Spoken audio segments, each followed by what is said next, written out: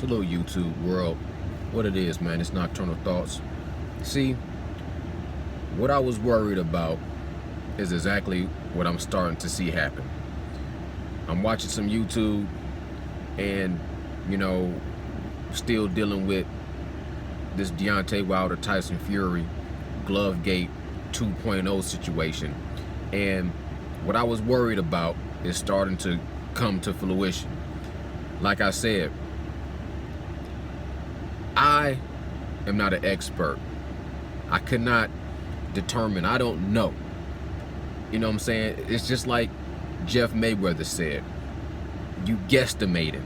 We don't know without a 100% shadow of a doubt the situation with Tyson Fury's gloves. Period. We don't know.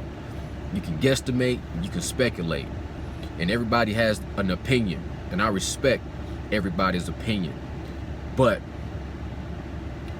if you keep coming out with more and more videos talking about dents on Deontay Wilder's skull, talking about the gloves in different pictures being deflated, it'll turn against you. When you start juggling things that have the potential to turn into a conspiracy theory, because you don't have a fact, you don't have a concrete, hard, 100% concrete fact, evidence, full proof. You don't have that. You have pictures. You have a mountain of evidence, but in a court, it's like it won't hold up. And first, Tyson Fury came out with a video simply saying, my hands were the only thing in that glove. 19 stone, 275 pounds, whatever. And that wasn't enough. People still was like, you're not saying enough to debunk this Glovegate situation. Talk about the gloves, right? I seen where Boxing Ego was talking about Jeff Mayweather was saying, Jeff Mayweather was on the fence somewhat.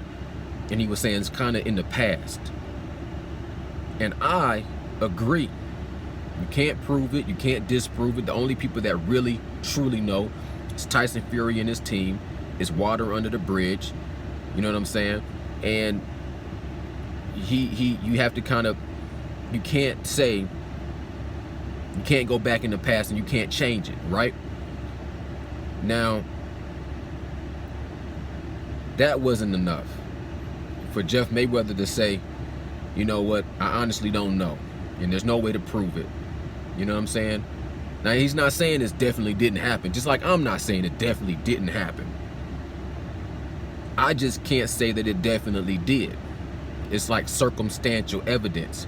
I watched this documentary on Netflix one time where all these guys who had life sentences for like rape and murder were getting off because the evidence that they used to have in court, they had a professional dentist would look at bite marks on the victim, and people were getting convicted, life sentences. And then when they start coming out in the future with blood and DNA samples, when they go back and examine clothes and bodies and hairs, all these people was getting out of jail, 15, 20 years in jail, innocent, because of professional dentists that would take pictures and molds of teeth and take the picture and line up the bite and say this was a signature bite. Now it's the same thing with all these pictures that's coming out with the glove. I'm not gonna sit here and say something don't look right, because something don't look right. But at the end of the day, it's not concrete evidence. It's pictures. And I ain't saying that it's Photoshop. I'm saying there's always a potential of Photoshop, but I don't know. I'm not an expert on Photoshop. They say a picture is worth 1,000 words. If a picture is worth 1,000 words, then the video is worth even more. So what happened when I'm sitting here watching YouTube just a minute ago? BT Sports came out with JD sitting in the room with Tyson Fury while he was getting his hands wrapped. Now that's a video, and you can take a video and edit it to make it look any way you want it to. So they could have took that video and edited and made it look like JD was sitting there laughing and smiling and joking and looking at every single second of Tyson Fury getting his hand wrapped. I don't even know if that's the case. I don't know what JD all witnessed, but the video is going to look more official than pictures will. Video is going to look more damning evidence. It's going to look more like proof than pictures will. And it's all this is what I'm saying ultimately before I end this video. Whether you, because I'm a, you know what I'm saying, to the Deontay Wilder fans and supporters, don't let them give us enough rope to hang ourselves. All they got to do is kick away the chair. The more we come out with stuff, it's like we digging our own graves. The more we coming out with pictures and this, it sounds like excuses. You can't spin it. I don't care how you spin it. I don't care what your vocabulary is and how articulate you can, you know, express yourself. It all's going to sound like a bunch of excuses at the end of the day. And it's just not going to be, it's not a good look for Deontay Wilder when it comes time, if it comes time for a third fight. I'm telling you, it's just so much ammunition and fuel you're going to give to Tyson Fury and his squad to have Deontay Wilder defeated before the first round starts. You're going to defeat him in the lead up, because the first thing Deontay Wilder's going to have to do, now I know some people that's arguing against this and saying, well, the first thing that Tyson Fury's going to have to do is prove his innocence. And that's not true. Not after he knocked him out and beat him in 7 rounds. To the victor goes the spoil. So once Tyson Fury wins the fight, that automatically is going to put him in a better position to have more to say, as far as he don't have to defend whether or not he cheated. All he got to do is say, I won, I beat you, you was knocked down. You know what I'm saying? You can come up with all the excuses you want to, because whether they be valid or not, it don't matter. He lost. That's facts. He lost. And if we would have from the get-go just said, take that L like a champion and see you in the third fight, we would be in a much better position for the third fight, win, lose, or draw. But with everything that's coming out now, I'm telling you, the position that we putting ourselves in is not a good position.